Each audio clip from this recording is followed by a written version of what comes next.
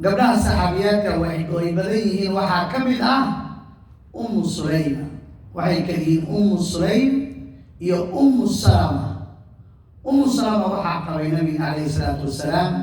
Ummu Sulayma waa Anas bin Malik hooyadiis, khatabaha Abaa Talha soo doontay. gabadhan mowqifka ay qaadatay fiiri. Abaa Talha markuu soo doontay maxay tiri? أما إني فيك لراغب ومثلك لا يرد ولكنك كافر وأنا مسلم فإن تسلم فإسلامك مهري ولا أريد منك مهرا. معي لغاية أما إني فيك لراغب ومثلك لا يرد وفي علامتي أنواع قربة لكن أذيب وحاطها قال حداد صو إسلامتي إسلام ماذا صديقة إسلامك أصوب مهر إيئة مهر كامرة فيري meerkeeda waxay ku bedelatay inay qof ay soo geliso islaamka. waa mowqif cajiiba ay qaadatay. maanta gabdhaheena maxay leeyihiin markii arooska la iskugu imaado waxyaalaha aan lagu heshiinaynin meherka waay. waxaa laga bilaabayaa dahab, intaas dahabaa lagu meherinayo leeyahay. kowdid waxaa waaye walaalay wax naga dhin, meherkaa dhibka taagan. gabadha la fiiri meherka darti meherkaas qof diinta intay soo gelisay fiiri. diinta maaha in oo markas adig wax kastaa loo khidmayn kara, wax kastaa looga adeegi kara. meherkeeda waxay ku bedeshtay inay nin ay badbaadiso oo diinta ay soo geliso. waxaa la rabaa gabadha muslimada ah hamigeeda waxaa la rabaa inuu sareeyo, kor inuu u sareeyo la rabaa. inay oo fakarkeeda u ahaado meel dheer la rabaa, mooy hoos inay ka fakirto ama social media inay soo gasho ama gabadh usoo jawaabto ama tan ay usoo jawaabto hadal meesha laysku marmariyo ma aha. gabdhaha saxaabiyaadka ah markii naloo sheego waxaa la rabaa in wax laga qaato. Ummu Haram bint Milhaan ayadana waxaa waaye, ayadana waan ku daraynaa.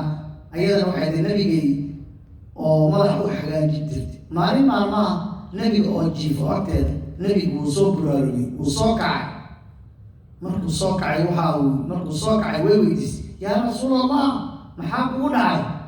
markaasi nabigu wuxuu yidhi waxaan ku riyooday saxaabtayda iyo ciidankayga oo badda u socdo oo jihaad ay u socdaan oo kusoo kacay wey.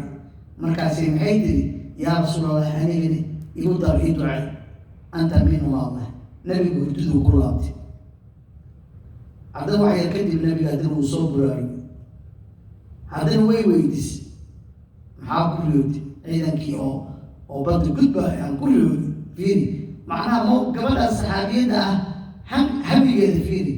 bacdu riwaayaad waxay leeyihiin ayada oo ilaahay dartiis u socoto ragtii ayada ay saarnayd oo Qubrus jasiira lahay meeshaas ay ka dhacday allah oo dhul meeshaas ay ku dhimatay. macnaha haweenka saxaabiyaadka haddaan soo qaadano mawaaqiftooda way badan yihiin, laakiin gabdhaha muslimaadka hadda jooga maxaa la rabaa inay ku daydaan diinta ilaahay, inay u gargaaraan. way u gargaari karaan. see u gargaaray? waxaa la rabaa dacwad. waxaa la rabaa haddii inaad wax xoolaha ku bixisid, inaad qofkii dacwada u taagan garabkiisa aad taaganaatid aa laga rabaa. diintan haween badan usoo gargaaray.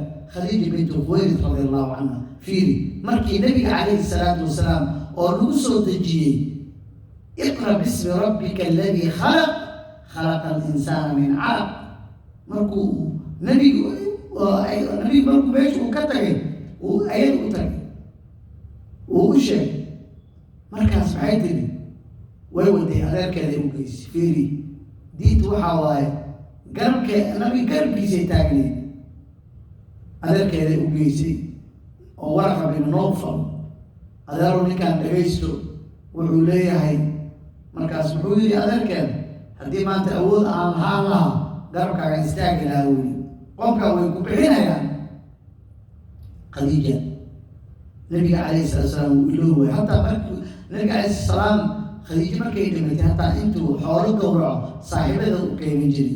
sanadkii markay geeriyotay caamul xusna allah. markaas saxaabiyaadku way badan yihiin.